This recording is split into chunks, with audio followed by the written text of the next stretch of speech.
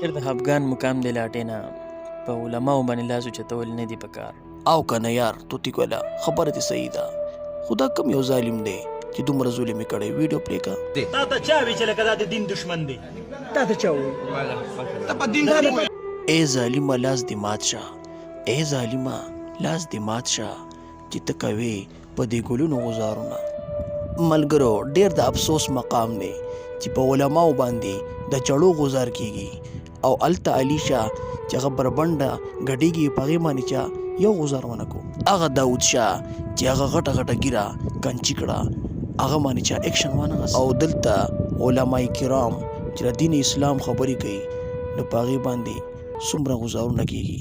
زما د پولیسو ته درخواست دی چې دله پوره سزا ورکړی شي د ظالم لا، چې آینده دپاره بل کس دا لاس پورته نه کړي. دوستانو د ویډیو مقصد صرف زما دا دی چې د علماو قدر وکړو او د علماو عزت وکړو